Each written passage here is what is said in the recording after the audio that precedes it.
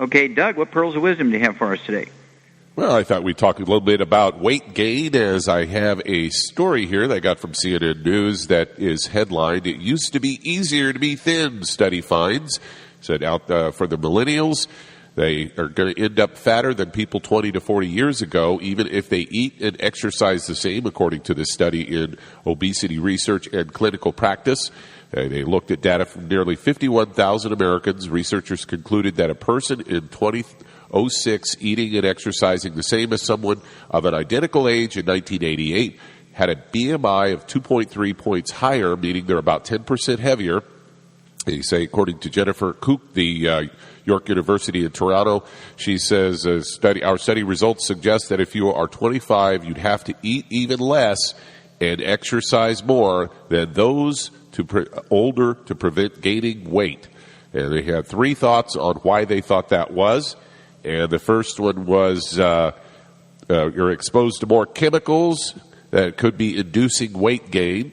Second, prescription drug use is way up, and they say their antidepressants especially have been linked to weight gain. And finally, hormones, antibiotics, or artificial sweeteners in meat and other foods could be changing the bacteria in our guts and hampering weight loss.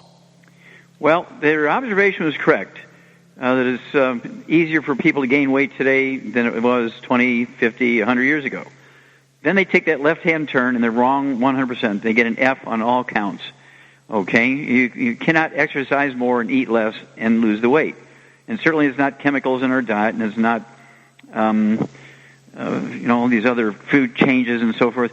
It's actually nutritional deficiencies. And, of course, I want everybody, if you're interested in losing weight, whether you're overweight or obese, I want you to get a hold of that book called Hell's Kitchen. The subtitle is The Cause, Prevention, and Cure of Obesity. It also discusses type 2 diabetes and the metabolic syndrome. But being overweight and obese has to do with not lack of exercise or eating too much. It's actually caused by nutritional deficiencies. So we actually have a healthy weight loss pack, and it has not only the 90 essential nutrients in it, but it has an accelerator called ASAP, an acronym for as slim as possible, as soon as possible. And taking this program, you'll lose a half a pound to 2 pounds a day. And the magic, Doug, you've seen this a lot yourself with people all over the world, the magic is they'll never gain the weight back as long as they stay on the 90 for Life program, because it is a nutritional deficiency, not lack of exercise and eating too much.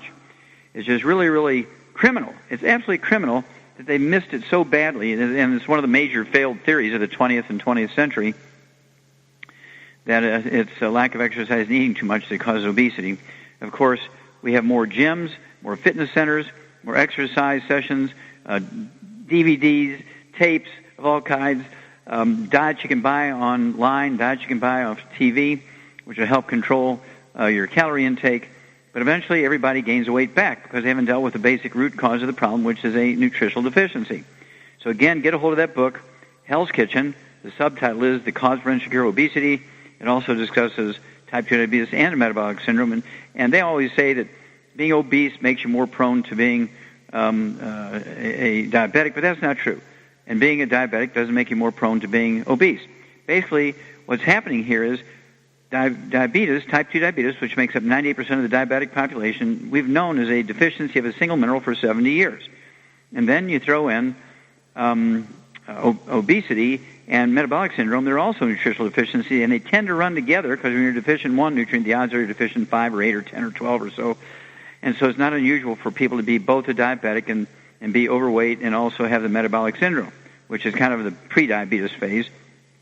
And all this is due to nutritional deficiencies, and this is where we figured it out. And of course, being a veterinarian and a physician, having a degree in agriculture, and being a pathologist, and remember, I had all the clinical records of all the people that died and all the animals that died in the zoos, all their histories, and I came to some really good conclusions, and I just can't explain why the medical system has missed it so badly.